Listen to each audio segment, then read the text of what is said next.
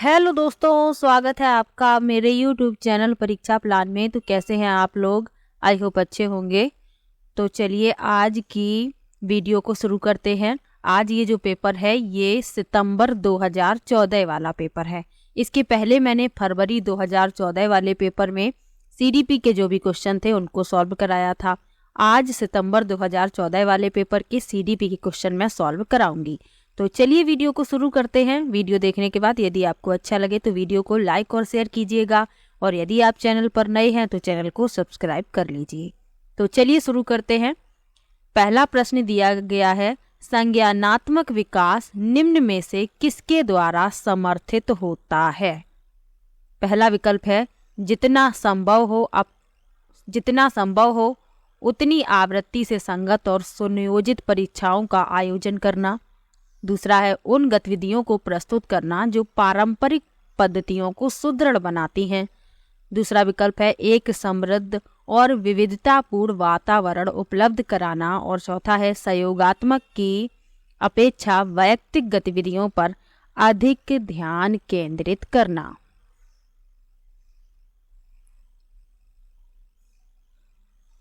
तो इसमें पूछा गया है कि संज्ञानात्मक विकास किसके द्वारा समर्थित होता है।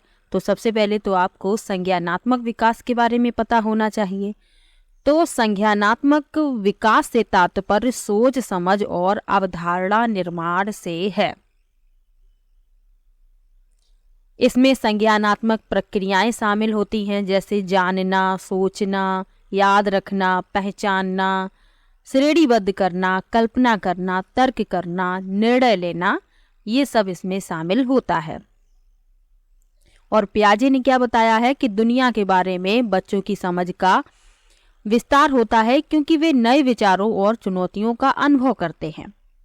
तो ये तो संज्ञानात्मक विकास के बारे में बता दिया। अब किसके द्वारा समर्थित होता है? तो तीसरा विकल्प इस प्रश्न में सही हो जाएगा, एक समृद्ध और विविधतापूर्ण वातावरण उपलब्ध कराना। तीसरा विकल्प इस प्रश्न का उत्तर हो जाएगा। अगला प्रश्न देखते हैं।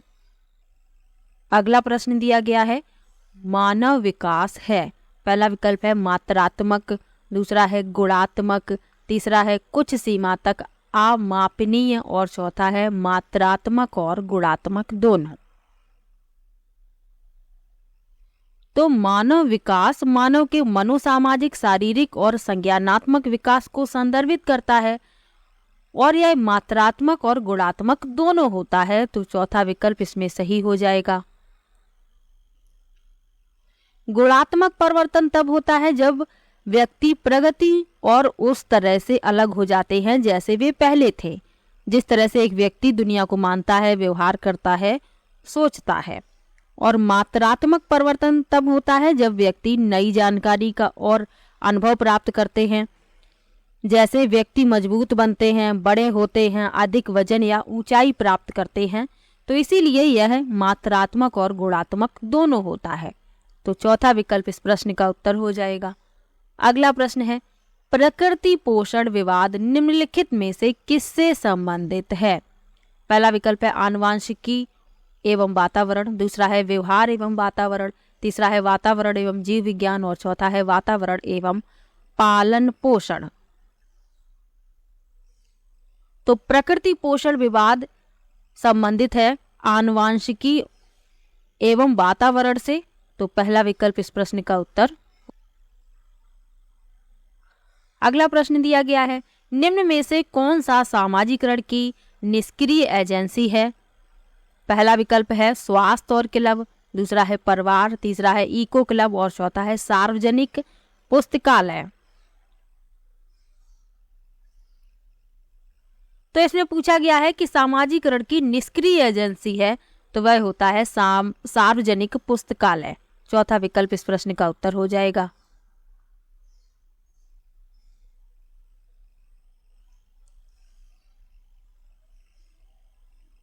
अगला प्रश्न देखते हैं, वाइगोत्स्की के सिद्धांत में विकास के निम्नलिखित में से कौन से पहलू की उपेक्षा होती है? पहला विकल्प है सामाजिक, दूसरा है सांस्कृतिक, तीसरा है जैविक, और चौथा है भाषाई। तो वाइगोत्स्की के सिद्धांत में विकास के कौन से पहलू की उपेक्षा होती है? तो वह है जैविक। तीसरा विकल्प इस प्रश्न का उत्तर हो जाएगा, जैविक, जिसे बायोलॉजिकल कहते हैं। अगला प्रश्न है, 1 वर्ष तक के शिशु जब आंख, कान व हाथों से सोचते हैं तो निम्नलिखित में से कौन सा स्तर शामिल होता है? पहला विकल्प है मूर्त संक्रियात्मक स्तर, दूसरा है पूर्व संक्रियात्मक स्तर, तीसरा है इंद्रिय जनित गामक स्तर और चौथा है अमूर्त संक्रियात्मक स्तर। तो जीन पियाजे ने संज्ञानात्मक विकास की 4 अवस्थाएं बताई हैं और इसके पहले भी मैंने आपको बताया है और ये चारों ही यहाँ पर लिखी हुई हैं। पहली होती है संवेदी प्रेरक अवस्था, दूसरी होती है पूर्व संक्रियात्मक अवस्था, तीसरी होती है मूर्त संक्रियात्मक अवस्था और चौथी होती है औपचारिक संक्रियात्मक अवस्था। तो इसमें पूछा गया है कि 1 वर्ष तक के शिशु जब आँख, कान, हाथों से सोचते हैं तो कौन से स्तर में शामिल होते हैं, ये पूछा गया है। तो पहली जो अवस्था है वह जन्म से 2 वर्ष तक होती है और इसमें लिखा है 1 वर्ष तक। तो पहली जो अवस्था है जिसे संवेदी प्रेरक अवस्था कहा गया है और इसे ही कहते हैं इंद्रिय जनित गामक स्तर। तो तीसरा विकल्प इस प्रश्न का उत्तर हो जाएगा। इसी को संवेदी प्रेरक अवस्था कहते हैं और इसी को कहते हैं इंद्रिय जनित गामक स्तर। तो आपको कंफ्यूज नहीं होना है, तीसरा विकल्प इसमें सही हो जाएगा। अगला प्रश्न देखते हैं, रिया कच्चा पिकनिक तय करने हेतु ऋषभ से सहमत नहीं है। वह सोचती है कि बहुमत के अनुकूल बनाने के लिए नियमों का संशोधन किया जा सकता है। यह सहपाठी विरोध पियाजे के अनुसार निम्नलिखित में से किससे संबंधित है? पहला विकल्प है विषमांग नैतिकता, दूसरा है संज्ञानात्मक अपरिपक्वता, तीसरा है प्रतिक्रिया और चौथा है सहयोग की नैतिकता।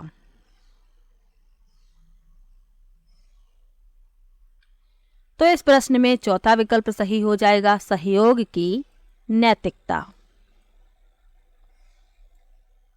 अगला प्रश्न है, निम्न में से कौन सा स्टर्नबर्ग का बुद्धि का त्रिस्तरीय सिद्धांत का एक रूप है? पहला विकल्प है व्यवहारिक बुद्धि, दूसरा है प्रायोगिक बुद्धि, तीसरा है संसाधन पूर्ण बुद्धि और चौथा है गणितीय बुद्धि।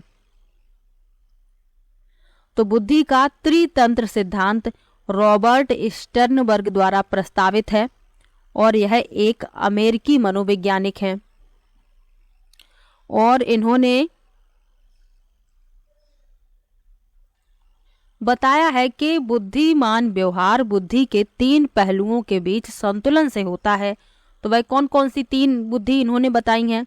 व्यवहारिक बुद्धि, रचनात्मक बुद्धि और विश्लेषणात्मक बुद्धि। तो इसमें सिद्धांत का एक रूप पूछा गया है तो पहला विकल्प इसमें सही हो जाएगा, व्यवहारिक बुद्धि। ये इन्होंने नहीं बताई हैं। 2 और जो अभी मैंने बताई थी, रचनात्मक बुद्धि और विश्लेषणात्मक बुद्धि, ये तीनों ही आपको याद रखनी है, इनसे प्रश्न पूछा जाता है। अगला प्रश्न है, किसने सबसे पहले बुद्धि परीक्षण का निर्माण किया? पहला विकल्प है डेविड वेसलर, दूसरा है अल्फ्रेड बिने, तीसरा है चार्ल्स एडवर्ड स्पीयरमैन और चौथा है रॉबर्ट स्टर्नबर्ग। तो सबसे पहले बुद्धि परीक्षण का निर्माण किया अल्फ्रेड बिने ने, दूसरा विकल्प इसमें सही है।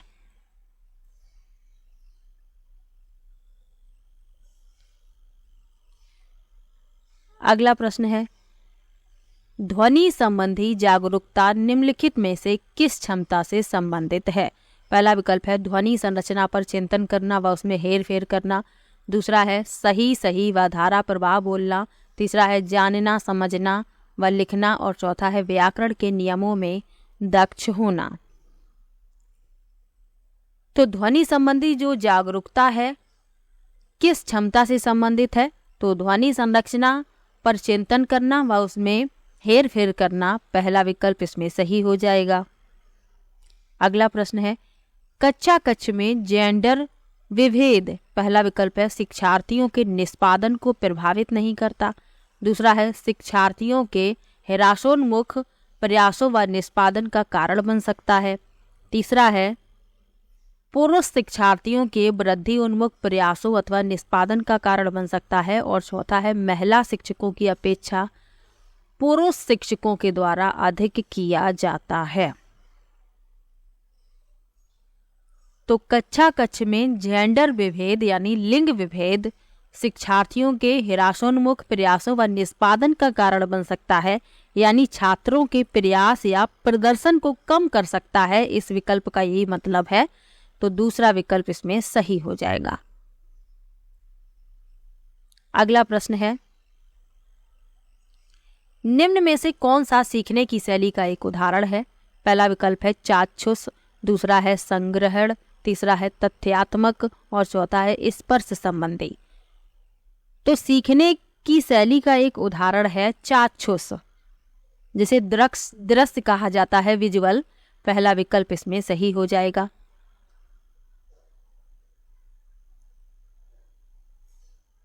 अगला प्रश्न है, एक शिक्षक कक्षा के कार्य को एकत्र करता है और उन्हें पढ़ता है, उसके बाद योजना बनाता है और अपने अगले पाठ को शिक्षार्थियों की आवश्यकताओं को पूरा करने के लिए समायोजित करता है। वह कर रहा है या रही है। पहला विकल्प है सीखने का आकलन, दूसरा है सीखने के रूप में आकलन, तीसरा है सीखने के लिए आकलन और चौथा है सीखने के समय आकलन। तो प्रश्न को ध्यान से पढ़िए। शिक्षक क्या कर रहा है? कक्षा के कार्य को एकत्रित करता है, उसे पढ़ता है, उसके बाद योजना बनाता है और अगले पाठ को शिक्षार्थियों की आवश्यकताओं को पूरा करने के लिए समायोजित करता है। तो वह सीखने के लिए आकलन कर रहा है। तीसरा विकल्प इस प्रश्न का उत्तर हो जाएगा। प्रश्न आपको बहुत ध्यान से पढ़ना है। प्रश्न आप ध्यान से पढ़ेंगे, उत्तर आप आसानी से ढूंढ लेंगे।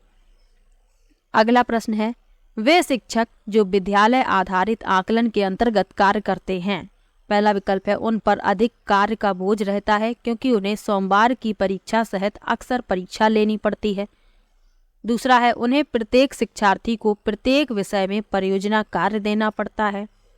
तीसरा है शिक्षार्थियों के मूल्यों और अभिवृत्तियों का आकलन करने के लिए रोजाना उनका सूक्ष्म अवलोकन करते हैं। और चौथा है व्यवस्था के लिए स्वामित्व की भावना रखते हैं।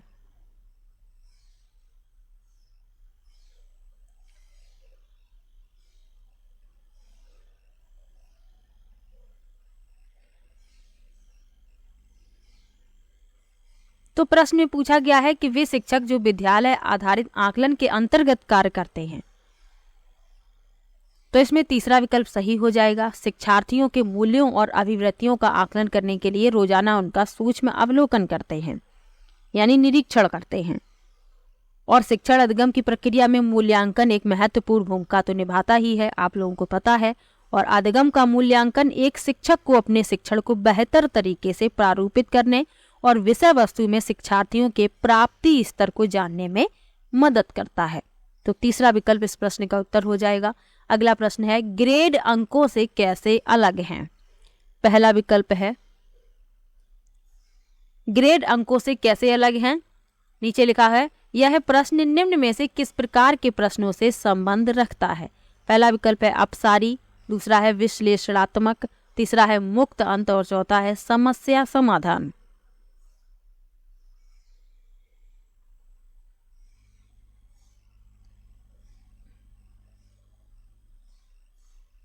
तो ग्रेड अंकों से कैसे अलग है, ये प्रश्न दिया गया है और यह किस प्रकार के प्रश्नों से संबंधित है, ये पूछा गया है। तो यह संबंधित है विश्लेषणात्मक प्रश्नों से। दूसरा विकल्प इसमें सही हो जाएगा।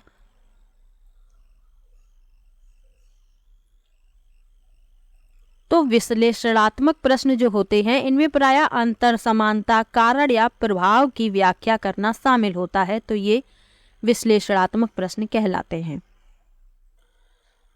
अब ये जो और विकल्प लिखे हुए हैं, पहला लिखा हुआ है अपसारी। तो अपसारी प्रश्न वे होते हैं जिनके बारे में व्यापक रूप से सोचना पड़ता है और कोई निश्चित इनका उत्तर नहीं होता है। मुक्त अंत वाले प्रश्न क्या होते हैं, इनके एक से अधिक उत्तर होते हैं। और समस्या समाधान प्रक्रिया जो होती है इसे चरणों में किया जाता है, यानी इसमें 4 चरण शामिल होते हैं। अगला प्रश्न दिया गया है, छात्राएं, पहला विकल्प है गणित के सवाल अच्छे से सीखती हैं, लेकिन उन्हें तब कठिनाई आती है जब उनसे उनके तर्क के बारे में पूछा जाता है। दूसरा है अपनी उम्र के लड़कों की तरह गणित में अच्छी हैं। तीसरा है अपनी उम्र के लड़कों की तुलना में स्थानिक अवधारणाओं को कम कुशलतापूर्ण निष्पादन करती हैं। और चौथा है भाषिक और संगीत संबंधी अधिक क्षमताएं रखती हैं।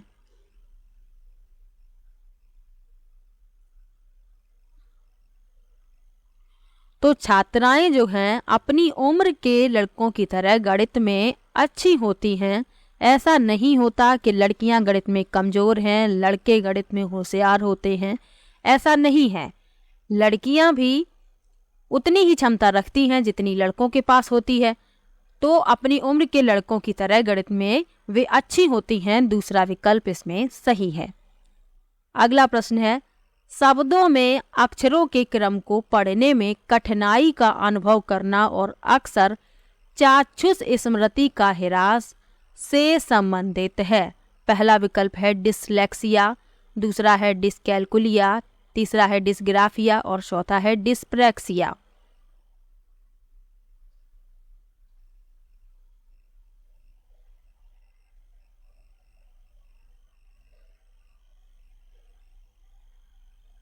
तो इस प्रश्न में पहला विकल्प सही हो जाएगा। अधगम अक्षमताएं आपको पढ़ लेना है। आप देख रहे होंगे कि हर बार प्रश्न अधगम अक्षमताओं से पूछा जाता है, तो आपको पढ़ना है, अच्छे से पढ़कर तैयार करके इसे जाना है, इस टॉपिक को, अधगम अक्षमताएं। तो इसमें पहला विकल्प सही हो जाएगा डिसलेक्सिया। डिसकैलकुलिया गणितीय विकार होता है, डिसग्राफिया लेखन संबंधी विकार है, डिस्प्रैक्सिया और डिस्प्रैक्सिया जो है मस्तिष्क संबंधी विकार होता है, यानी समन्वय विकार है ये। तो ये सब आपको साथ में याद रखना है। अगला प्रश्न दिया गया है, सभी के लिए विद्यालयों में सभी की शिक्षा निम्नलिखित में से किसके लिए प्रचार वाक्य हो सकता है। पहला विकल्प है संशक्तिशील शिक्षा, दूसरा है समावेशी शिक्षा, तीसरा है सहयोगात्मक शिक्षा और चौथा है पृथक शिक्षा।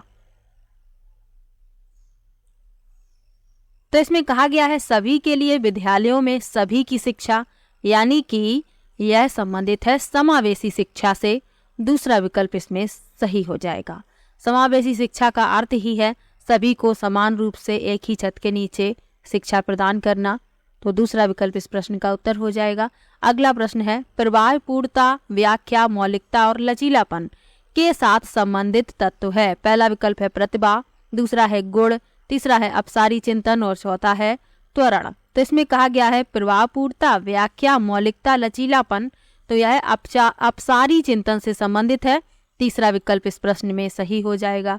अगला प्रश्न है, प्रतिभाशाली शिक्षार्थियों को से जुड़े प्रश्नों पर अधिक समय देने के लिए कहा जा सकता है। पहला विकल्प है स्मरण, दूसरा है समझ, तीसरा है सर्जन और चौथा है विश्लेषण। सर्जन यानी सृजन, क्रिएटिंग जिसे कहते हैं। तो प्रतिभाशाली शिक्षार्थियों को सृजन से जुड़े प्रश्नों पर अधिक समय देने के लिए कहा जा सकता है, यानी क्रिएटिव एक्टिविटी।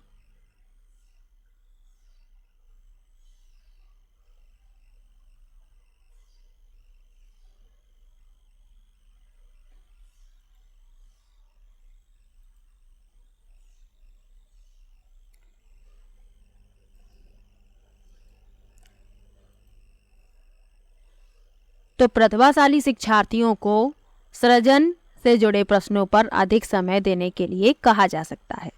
अगला प्रश्न है, गणित में अधिगम नियोग्यता का आकलन निम्न में से किस परीक्षण द्वारा सर्वाधिक उचित तरीके से किया जा सकता है। पहला विकल्प है अभिक्षमता परीक्षण, दूसरा है निदानात्मक परीक्षण, तीसरा है स्क्रीनिंग परीक्षण और चौथा है उपलब्धि परीक्षण। तो गणित में अधिगम नियोग्यता का आकलन किस परीक्षण द्वारा सर्वाधिक उचित तरीके से किया जा सकता है? तो दूसरा विकल्प सही हो जाएगा, निदानात्मक परीक्षण।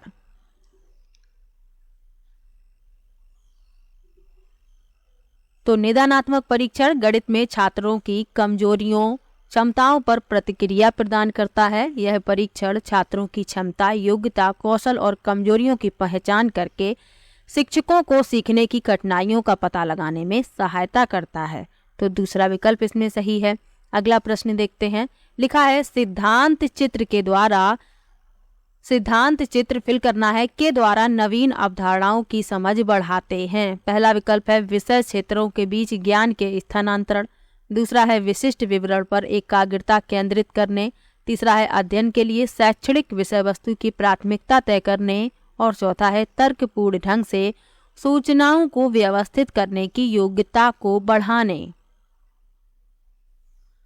तो इस प्रश्न में चौथा विकल्प सही हो जाएगा, तर्कपूर्ण ढंग से सूचनाओं को व्यवस्थित करने की योग्यता को बढ़ाने। अगला प्रश्न है अल्बर्ट बंडूरा के सामाजिक अधिगम सिद्धांत के अनुसार निम्न में से कौन सा सही है? पहला विकल्प है खेल अनिवार्य है और उसे विद्यालय में प्राथमिकता दी जानी चाहिए।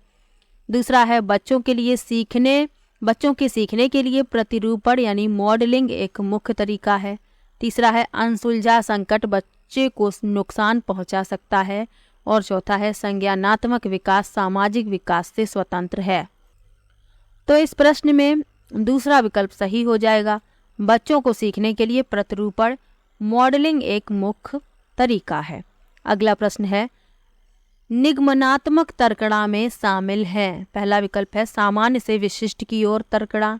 दूसरा है विशिष्ट से सामान्य की ओर तर्कणा। तीसरा है ज्ञान का सक्रिय निर्माण और पुनर्निर्माण। और चौथा है अन्वेषण परक सीखना और स्वतः खोज परक संबंधी पद्धतियां। तो सबसे पहले आपको निगमनात्मक तर्क के बारे में पता होना चाहिए। तो निगमनात्मक तर्क एक तार्किक प्रक्रिया है जो एक या अधिक जानकारी के आधार पर निष्कर्ष पर पहुंचने का कार्य करती है। तो इसमें पहला विकल्प सही हो जाएगा, सामान्य से विशिष्ट की ओर तर्कणा। पहला विकल्प इस प्रश्न का उत्तर हो जाएगा। अगला प्रश्न है जब बच्चे एक अवधारणा को सीखते हैं और उसका प्रयोग करते हैं तो अभ्यास उनके द्वारा की जाने वाली त्रुटियों को कम करने में मदद करता है। यह विचार के द्वारा दिया गया है। पहला विकल्प है E.L. थॉर्नडाइक। दूसरा है जीन पियाजे। तीसरा है J.B. वॉटसन। और चौथा है लेव वाइगोत्स्की।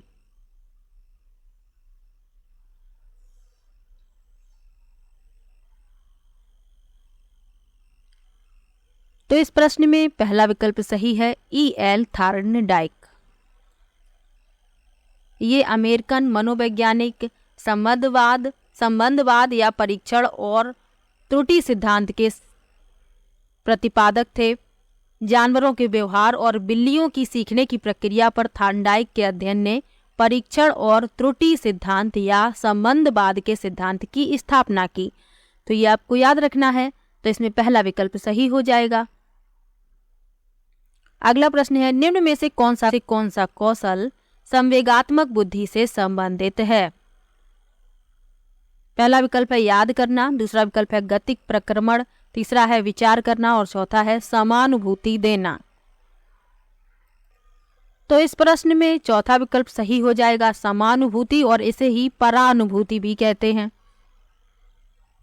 संवेगात्मक बुद्धि के तत्व और कौन कौन से हैं? एक तो यही हो गया समानुभूति, सामाजिक कौशल, आत्मविश्वास, स्व अभिप्रेरणा, अंतर विवेकशीलता, रिश्तों को संभालना, अभिप्रेरणा, अनुकूलनशीलता, आत्मनियमन, जागरूकता। तो ये सभी संवेगात्मक बुद्धि के तत्व हैं। तो इसमें चौथा विकल्प सही हो जाएगा। अगला प्रश्न है एक आंतरिक बल जो प्रोत्साहित करता है और व्यवहार परक प्रतिक्रिया के लिए बाध्य करता है एवं उस प्रतिक्रिया को विशिष्ट दिशा उपलब्ध कराता है। पहला विकल्प है अभिप्रेरण। दूसरा है अध्यवसाय। तीसरा है संवेग। और चौथा है वचनबद्धता। तो इसमें पहला विकल्प सही हो जाएगा, अभिप्रेरण।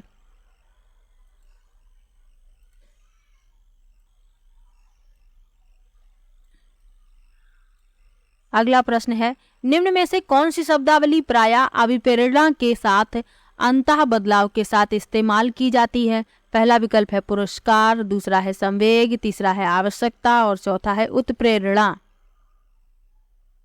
तो इस प्रश्न में तीसरा विकल्प सही हो जाएगा, आवश्यकता। क्योंकि अभिप्रेरणा जो है व्यक्ति के भीतर कुछ करने या अपनी इच्छा को पूरा करने की आवश्यकता है। कुछ आंतरिक और बाहरी कारक हैं जो एक इच्छा को उत्तेजित करने और हमें अपने लक्ष्यों, जरूरतों और इच्छाओं को आगे बढ़ाने के लिए ऊर्जा प्रदान करने के लिए जिम्मेदार हैं। तो तीसरा विकल्प इसमें सही हो जाएगा, आवश्यकता। अगला प्रश्न है, प्रेरणाएं अनुभूतियों के संतुष्टिकरण की आवश्यकताओं तक पहुंचने और वैयक्तिक लक्ष्यों को प्राप्त करने की आवश्यकता को संबोधित करती हैं। पहला विकल्प है प्रभावी, दूसरा है भावात्मक, तीसरा है संरक्षण उन्मुखी और चौथा है सुरक्षा उन्मुखी। तो इस प्रश्न में दूसरा विकल्प सही हो जाएगा, भावात्मक। आखिरी प्रश्न है, निम्नलिखित में से कौन सा कारक अधिगम को सकारात्मक प्रकार से प्रभावित करता है? पहला है अनुत्तीर्ण हो जाने का भय, दूसरा है सहपाठियों से प्रतियोगिता, तीसरा है अर्थपूर्ण संबंध और चौथा है माता पिता की ओर से दबाव। तो इसमें पूछा गया है कि कौन सा कारक अधिगम को सकारात्मक प्रकार से प्रभावित करता है? तो अर्थपूर्ण संबंध, तीसरा विकल्प इसमें सही हो जाएगा।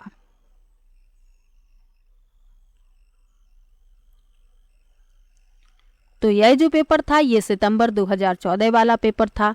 इसमें जो भी सीडीपी के क्वेश्चन थे मैंने सॉल्व करवा दिए हैं। आपको किसी भी प्रश्न में डाउट हो तो आप कमेंट बॉक्स में ज़रूर लिखा कीजिए, क्योंकि मैं सभी के कमेंट पढ़ती हूँ और सभी को रिप्लाई भी देती हूँ। तो चलिए मिलते हैं नेक्स्ट वीडियो में, तब तक के लिए बाय बाय।